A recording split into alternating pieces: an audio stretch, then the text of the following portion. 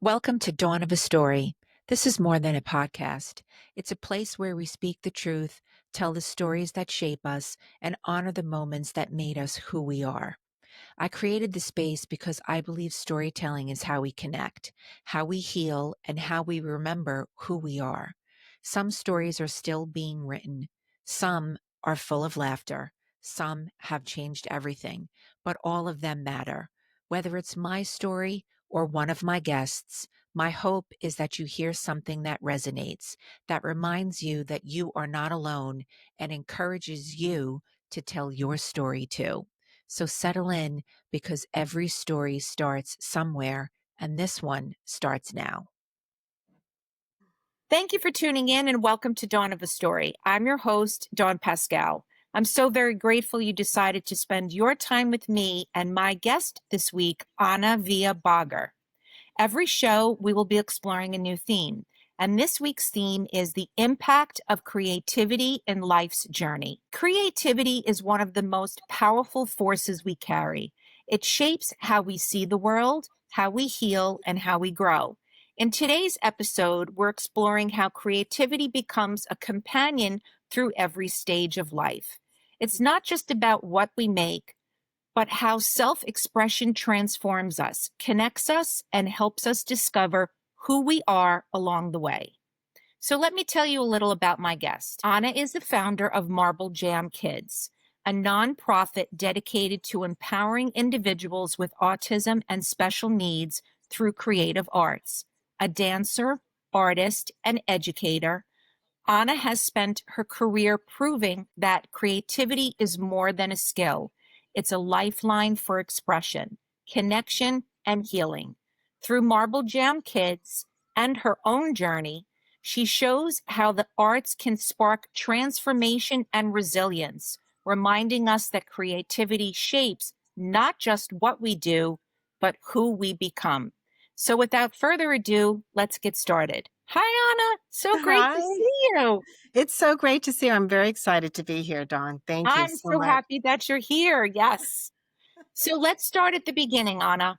What Okay. role did creativity play in your own life growing up? And when did you realize its power as more than just an expression? Wow. What a question. Okay, great. My mom was an incredibly creative woman. Not only was she a seamstress, a master seamstress, but she always had creativity and crafts in the house and doing things and engaging me and my siblings to participate. But I think her greatest love was the movie age, the dancing movie age of the 40s and 50s. She always had sort of a dream herself about being a dancer and loved to dance. And I think she wanted that for one of her girls. And Mhm. here we go. From the time I was 3, she threw me in ballet and jazz class. Oh, So it's that's sort of wonderful. where it started in Great. dance for me, and yeah, and pretty much been dancing ever since. Well, she created, so it sounds like your mom just created this culture and this environment for you and your siblings to be creative. Hmm. I mean, that's amazing and wonderful. You mentioned creativity as a force of resilience. So can you share a story where creativity carried you through a difficult Yeah, I season? mean, dance for me really sort of turned into getting involved in school activities and as a young child from competitive cheerleading and gymnastics to like the point where we all go through difficult times in our early teens and went through a very, very difficult time as a freshman in high school with bullying. And I wasn't really thinking of dance at that time in my life. I was going down the wrong road, which a lot of young teens do at that age. But it was really one of my teachers that started a modern dance company. And I was in a really low point. It was actually a dance company at the school, Wow. modern dance group at the high school. And it actually saved my life. It really did. I think people underestimate teacher mentors in their lives because I had an idea as a Mhm. younger child of what creativity is, it made the connection at that point in my life to use that creativity to sort of dig me out of a hole, so to speak, to pull me back up. And that's exactly what it did. It just built my confidence. It gave me a mission for myself. It gave me a drive to want to achieve something, right? Hmm. Because when you're at your lowest point, can't really think about anything more than just being low.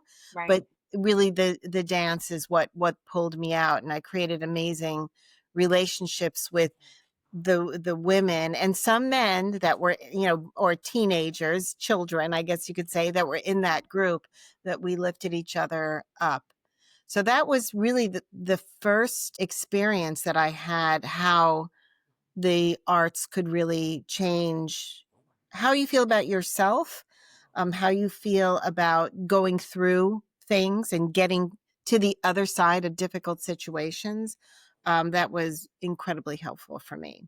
That was the first time. And I can't tell you how many times moving through life that creativity and the arts has made those difficult times in the journey so much easier.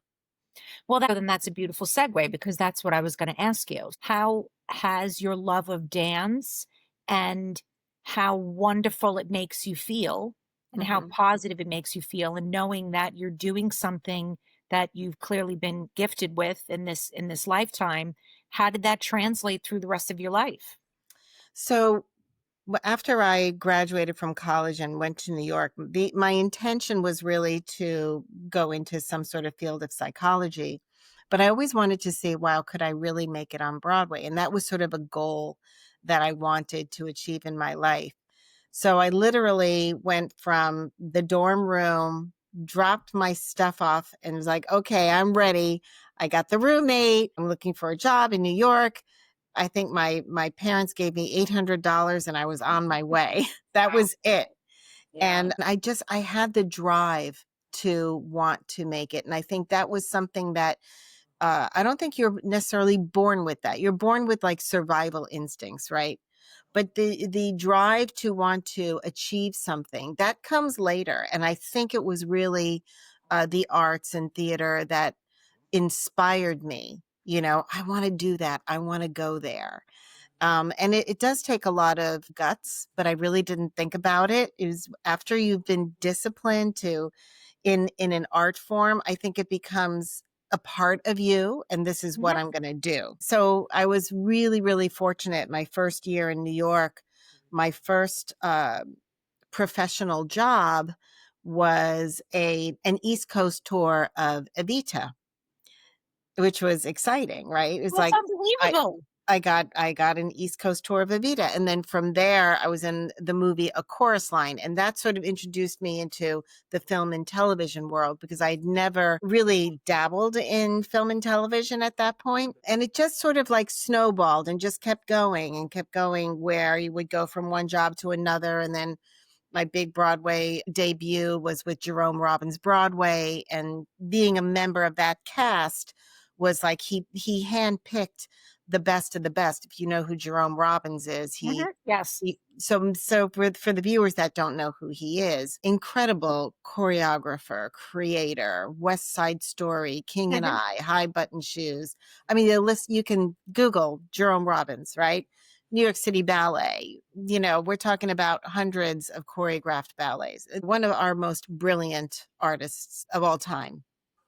And I had the privilege of working with him and his team in that show. Jason Alexander was the star of the show. We had an amazing, amazing cast. And it was such a unique experience. We still get together. We meet up with one another every year when we can, and celebrate that we went through something so extraordinary together. That Um, is extraordinary. yeah, it was amazing. And then really from there, I had gotten married. I married Mark Villa, which is the Villa part of my name.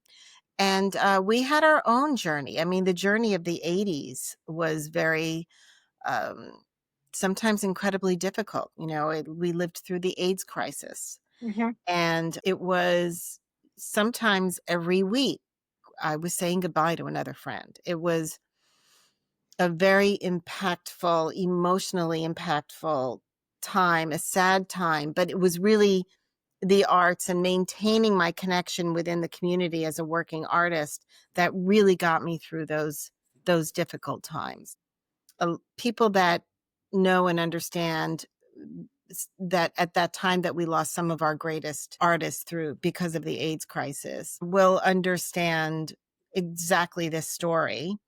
Um, my husband at the time was diagnosed with AIDS, Wow. and going through his journey with him and having to say goodbye after being with one another for 11 years. That was a very, very trying and difficult time. You know, you get married, you have the big wedding and you think, "Oh, this is forever." And then Right. you end up yeah, you end up adjusting and making, setting your priorities, right? And that was a difficult time.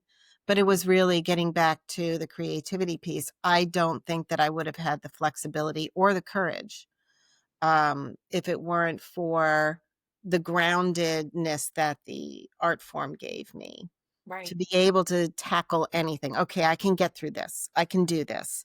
I can, help you. I can guide you. I can be with you through your journey.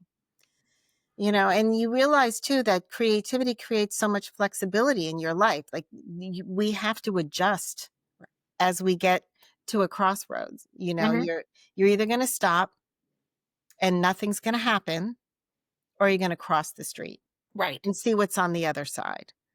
And having the courage to do that, because being an artist is one of the hardest professions, you know, it is really hard and it takes a lot of time and dedication. And from being in dance class, voice class, acting class, having to figure out a way to pay for all of that, running to auditions, getting your headshots, you are your own person and your own business. You are your own product. And you need to have the confidence to know that, okay, I've got this, I can do this, and I need to get there to get that job. I need to prepare this song or this monologue, or I need to learn a time step, a double time step or a triple time step to even be considered, Right. because even though they're not looking for tappers, you might have to be thrown into, you know you had to sing. You can't be on Broadway if you can't sing. You just can't. So that those types of the drive, I would say that drive builds a lot of strength in a person. And as difficult as that time was in my life, from losing friends to losing my own husband, it was really the love of the arts and the strength that I drew from being able to go, okay, what's next? I will take this time in my life to follow the path that this man is bringing me on. Right. And Right. I'm a better person for it because of it, Wow. because, he gave me so much. He was a remarkable human being. And I had the privilege of being with him and learning from him in the 11 years that we spent together. So, Wow, Anna. Okay, so much of that piece of your life I did not know about. Obviously, I know mhm, about Marvel Jam, mhm, and I met you through my sister, who also has a love of dance, mhm. and I did not know your backstory, and that's amazing. My sister and I equally were always brought into the love of the arts. My mother was a singer, and whether it was every Christmas or every Easter or every holiday, we did we did the same thing. We went to go see the same show. We saw the Nutcracker, or we Yeah. saw Swan Lake, or we saw Edward Villela, and we saw Mikhail Baryshnikov, and et cetera, et cetera. And when you think back to them opening that world up to us, the love of the arts and dance and singing and music and musicals and Broadway. It brings me very, very, very fond memories of growing up and having our parents show us that. Yeah, I feel so fortunate that, I grew up in I'm first generation in this country and grew up in a very traditional Italian home, right? Mhm, mhm. So we didn't follow the American Italian traditions. We followed the Italian Okay. traditions. So Sundays were our afternoon dinners, and Mhm. we couldn't go anywhere. There were four of us, and we had to be in the home. And Saturdays was getting up, cleaning the house. My brothers were, in the yard doing the yard work. My dad was in the garden tending to vegetables, and we always had fresh food on the table. I don't think my father ever ate at McDonald's or Yeah, fast food. Like it didn't even exist. It it was it didn't. was just no Agreed. way. Right. Um, so I feel fortunate that I have that foundation of that, hardworking parents who really took the American dream and made it work for them, and were very successful in making it work. Not to say that we didn't struggle. We struggled for sure, Yeah. but we didn't feel it. It Right. was just like, okay, so we're having pasta again tonight. It was just like whatever. It was Yeah. totally fine. Look, I've joked with this with other guests before, and it has come up. When we came from school, we changed out of our uniform, we went out to play, or we did our homework, or whatever it was. When mom called us for dinner, Hmm. "See you, bye," we went Yep. upstairs to eat, right? Because 1, we knew that the food was gonna be amazing, and 2, it was for the respect of our parents that my mother cooked, and of course we were going to show up for dinner. But I totally get it. I get that family unit. I get all of those, all the guiding principles that they Hmm. shared with you, which obviously that plus your discipline of dance, because that's the discipline. So when you were talking about this, your story and your bravery and your courage to go through and support your husband who wound up passing, it absolutely positively was the discipline of dance that gave you that Yeah. courage and that strength. Yeah, absolutely, it does. I mean, there is the flexibility of knowing that from the choreography to like from expressing yourself, it's Sure. all connected. It's all connected to where you can take your own life Right. and making decisions. I think for so many people nowadays is so, so difficult. Making decisions for me has never been difficult. It's like, okay, that's not going to work out. I'm going to do this instead. Right. And I really think it has everything to do with that neuroplasticity that the arts brings you because you're constantly expressing, changing. I'm going to try this. Trying new things, whether it's through movement or through pen and pad or through writing or creating artwork or Mhm. photography or manipulating forms, whatever it is, it does something to the survival skills that we need to develop over the course of our time to get through this journey of life. I really believe in it. I believe in it so much that I think it's sort of a crime that kids don't play anymore, that the way they Mhm. should play as very, very young children, Mhm. to expand their creativity, to have moments on the playground for conflict and resolution, Right. to be able to express their feelings without being told to stop crying, or there's the old fashioned way has been sort of modified to the point where it's all about expectation and success and outcome as opposed to just being a human being. Yeah. So I'd like to see that change. And I think that with Marble Jam, with this center and with the kind of people that we're working with here, the staff and the clients, we're giving an opportunity for them to have those moments that they didn't have in their world, in their academic world, which is typically very structured and very discipline oriented. Um, yeah, we want to talk about Marble Jam now. We can talk about that Please. because Yeah. that didn't come right away. I mean, let's see, I was living in Los Angeles when my first husband, Mark, got ill. And we basically sold everything we owned to get back to New York. What had happened was he was very ill, and we went through the earthquakes in LA, and it really shook us up. Like, let's get back to Jersey or New York where the ground doesn't move. You know, Right.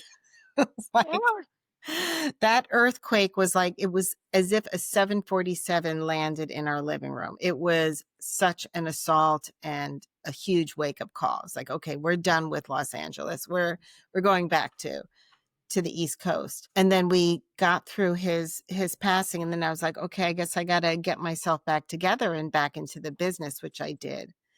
And I started to, and then I met my second husband.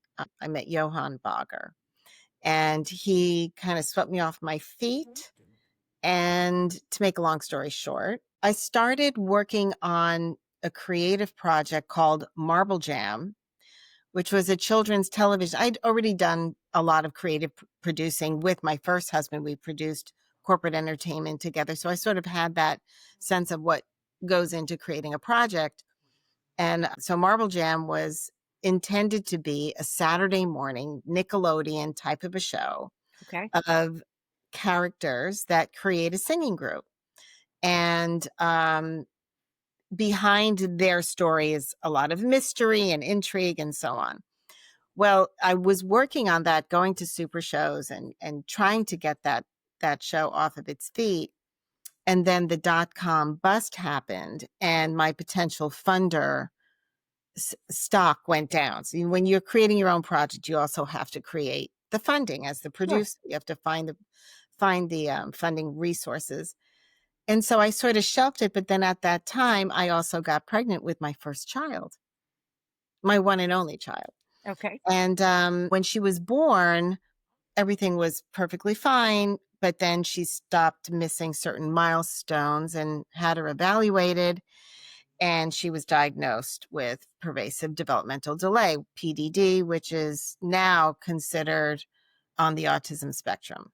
Okay. So, not to get into the technical piece of it, but the DSM 4 at the time had pervasive developmental delay. DSM 5, which is the manual for diagnostics, changed that to autism spectrum disorders, the sort of like longer version of diagnostics from people who are more impaired to those who are less impaired, or vice versa.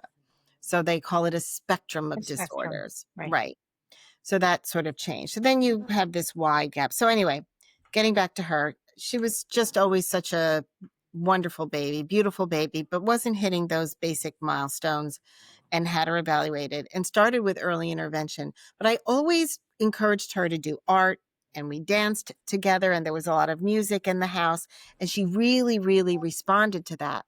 So I started to think again back when I was in college about the creative arts therapies, thinking, I wonder what's going on with creative arts therapies and autism. Just if there's anything. This was 21 years ago. Wow. Okay, now 20 years ago. And I found my husband, Johan, had given me the card of this woman's Dr. Susie Tutora, who is one of the premier creative arts therapists, and was really focusing on the creative arts therapies for the autistic child, and also for very, very young infants, creative arts therapies for and up. But really, that really attracted me to her. And in trying to find activities for my daughter as she got older, there was just nothing out there after school for her. And that just kind of gave me the idea of having something available for them that works for people that have these unique challenges. And that's sort of what started it. That's amazing.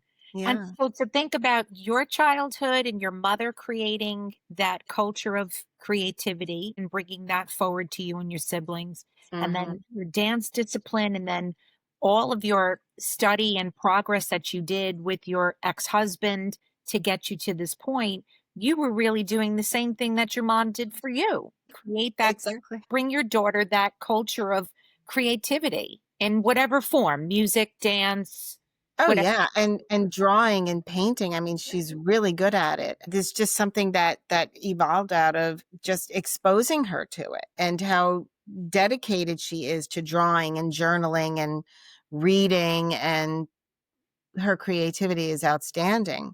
So I just thought, well, why can't other kids like her have that same experience? And then what about the opportunity for more social integration and doing it responsibly, because kids with autism have a really difficult time with, socializing, maintaining relationships with others. So if we could create an environment that has sort of an equalizer of the arts, you don't have to read, you don't have to write, you don't have to Mhm. see or hear to be an artist. You really don't.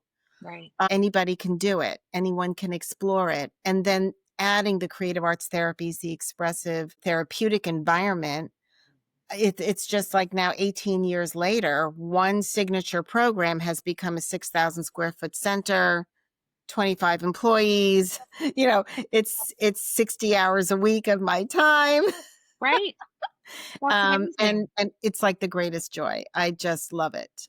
I love collaborating with staff. I love watching the progress of some of the clients and students that we have been working with. Started in the pilot program and now they're here doing graphic design, you know what I mean? Or filmmaking. I mean, it's really remarkable to be able to witness that, um, and witness their journey. And I feel that we're making such a strong impact on their lives and the lives of their families. The whole family unit, Right. get Absolutely. lit. That's Yeah. amazing. Anna, that's amazing. Yeah. Again, didn't know so much. Obviously, I knew Marble Jam and I knew the concept of what Marble Jam was. Mm, Did not know the backstory, did not know to the point of where it is now. So mhm. kudos to you, Pioneer. Thank you. And now we're sort of at a point where we're doing outreach and we're expanding, and we want to be able to create more centers. So we have an outreach center at Rutgers Center for Adult Autism Services. Wow. And that is the kind of a facility that has more, applied behavioral analysis, more behavioral support, more difficult, challenging clients, more on the higher level of care. And it's just been such a remarkable thing to see, how the expressive therapies can really impact anybody. And we're seeing more language and growth and change and more social integration and social interaction within the peers, of those clients down there. So it's really great for anybody and everyone. And we're just excited to be able to to be able to have the opportunity to work at RCAAS with our staff. And then up here in New Jersey, now we're our digital arts department. We're creating our own in-house production company so Amazing. that we can yeah, so that those that have gone through the 2-year program and want a film career. The name of the program is Vision Arts Practicum. So Vision Arts Film is the production company that's evolving out of that, so that we can employ trained filmmakers and create opportunity for them. Whether they want to be a part of it or not, they'll have the opportunity to create their own films and, their own digital projects and put them out there on their own channels. So, yeah. That's amazing. Mhm. Have any of the, I don't know if you'd call them students or Mhm. any of the kids or young adults that have gone through the program, have Mhm. they come back to work for you? So we just this year formulated Vision Arts Films. That's it. Okay. And we had our first 2 clients this summer. So we're really focusing on short films, 15 and 30-second social media advertising clips. Okay. So we just saw our first 2 projects last week, and they're incredible. And the best part of it is that you could contact us. We'll do your commercial, and we're just going to ask you for a donation. So it's like the best thing for a small business that doesn't have the money for big Right. production, but they can use and they're all very well trained. They're filmmakers now. So it's pretty incredible. That's Um, absolutely incredible. yeah. And that's only one department. We also have an art department. We have a fine art department. You'll see this scarf that I'm wearing. We have an online shop, and this is based off of the artwork of our students. So now we're putting their artwork, we're fractioning the art, and we're creating, beautiful scarves, handbags, bringing what they do to another level. You can't imagine how uplifting it is for them to see, wait, that's my artwork on that scarf. I mean, so we're reworking our online shop, and some of our participants are going to be modeling, and we're going to have some more movement and really make it work for them as well for commission, so that they can make a commission on sales. I mean, what an accomplishment. What an accomplishment for you. What an accomplishment for these young adults who have made this beautiful creation and then now it's morphed into something else and just amazing how it's snowballed and has grown right to where you are today. Yeah. And it's not something that I think about because I'm sort of like I live in the moment and I don't really look back unless somebody asks me about, like you asking me Well, about that's how what to I was just gonna ask you. like starting with one little Right. program and really discovering that we have certain participants that need more or they need less or they need something different. So it's all about the flexibility and being able to diversify what your vision is, Right. right? To be able to evolve your vision. I mean, for other creators out there or for other nonprofit executives and founders, there you have to be able to make those, changes, to be able to turn a little to the right or to the left or, Right. Be up or flexible. down, or like, okay, well, if that's not going to work, we're going to try this. Right. And it is very risky to live a life like that. But I think if your purpose is really strong Mhm. and your intention is really good, the success just happens. You get lifted through life to get you to that next level. Yeah. And it's funny, every time I think of something that I'm going to say, you actually answer it already. So thank you for that because I think, thank you. And I feel like it just provides a perfect foray into what have you learned about our capacity to grow and transform through like a universal impact of creativity.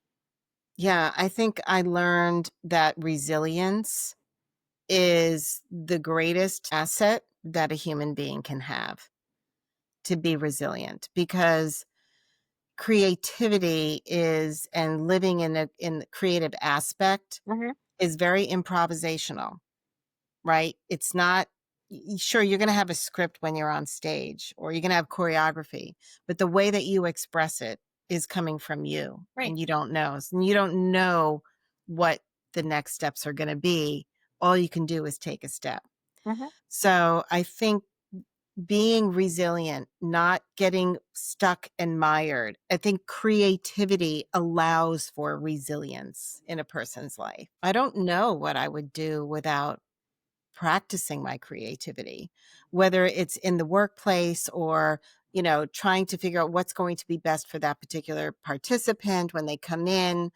We have participants that come in that I don't know what I like. I don't know what I want. Okay, we're just going to try this first. And then you just go through trying to figure out what's going to stick and what's going to work. And I think that's sort of an analogy for life for people out there that they don't know what they want and they don't know what they want to be when they grow up. Remember that question? What do you want to be when you grow up? You don't have to know what you want to be, but you do need to become a resilient person and allow the path to come before you. And that is an improvisation. That is like, oh, I see that. Okay. Yeah, maybe I'm going to try that. For me personally, from the time I went to New York, I was working in restaurants. I was working in retail. I was a retail manager. I had so many jobs in my life. And every single one of those jobs, whether it was like working for Barney's and merchandising, hello, it comes back in Of course it some does. form where you go, okay, I can draw on that experience. Mhm. I can draw on the food industry experience. I can draw on being a cater waiter. I mean, like customer service, Right, like right. every single thing we do in our lives. Like, don't second guess the experience, because eventually it's going to work for you. You're going to be able to draw from it. I can't even tell you, literally 2 hours ago, I had a conversation with another guest, and I Mm, said to her, "I will never poo-poo my corporate experience, mhm, even though it may not have been the right environment for me, and I stuck it out for as long as I did. It mhm. taught me so much that allowed me to do the things that I did on my own when I opened up my own bakery," right? To your Yeah. point, customer service, learning how to roll out a process, Mhm. whatever all of those examples could be. Of course, everything that you've learned, hopefully, helps you come to the point of where you are in your life and brings you that experience and that skill and whatever else that you need to bring to the table. Yeah, exactly. And I want to tell young people out there, because I know a lot of young people are struggling right now. And, with, I don't know what I want to do or where I want to go, or, it doesn't matter where you start, just start, Right, right, because there's no failure, right? It's like you can't fail. It's just experiential, and eventually you will find your way. right. But if you're going to sit at home and scroll or play video games all day, that's not Yep, going to serve you in the long term. We right. have to be with people. We need to be with one another, and in any capacity, get out there, be creative, draw, journal, write, anything that you can, however you can bring creativity into your life, do it, because it does help. It does create a more open and resilient human being. Yeah. So, what advice do you have for someone who might say, I'm just not creative? Or Mm, maybe they just have the fear or the uncertainty of how to express themselves. So, what would you say? yeah. I would say, just try something. Pick one thing and take a class. Try something. At least start with journaling, because I think writing is also an art form. And writing your feelings, the things that happen in your day, could be very, very basic. And then in that writing pad, add some doodles. Start start decorating your own journal yourself. Create something there. And that might just bring you somewhere else. No matter what your experience is in whatever work you're doing, it could be something that's just a survival job. Having something creative, try to take a beginner dance class, or just try something. All you have to do is try it. If it's not for you, you move on to something else. Right, Photography. I mean, we've got our cell phones now that are amazing cameras that do amazing things. right, You can manipulate, you can do so much creatively with an iPhone. It's unbelievable. Like, so you got that right in your, everyone has one. So you can be creative with your phone. And then I would say, listen to music.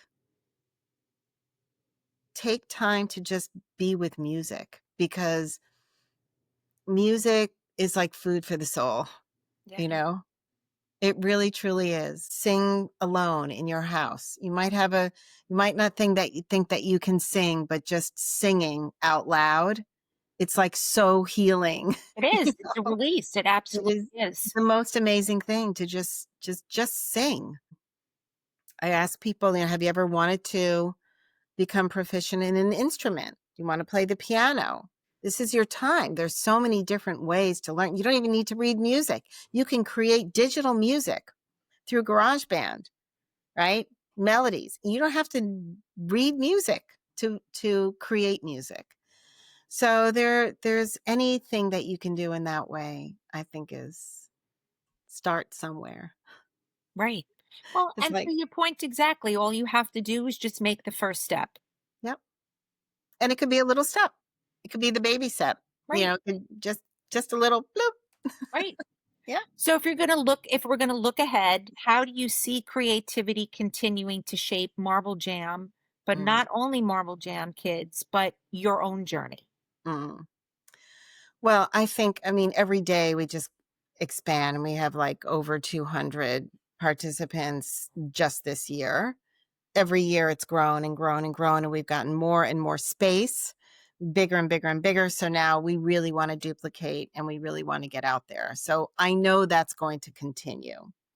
Our online presence, our YouTube channel, you can go up there and see creations, and it's just going to keep evolving and growing and expanding. And I have no doubts about Marble Jam and it continuing, whether it's with me at the helm or somebody else. Mhm. It's got really good footing. For me, I've always been a creative person.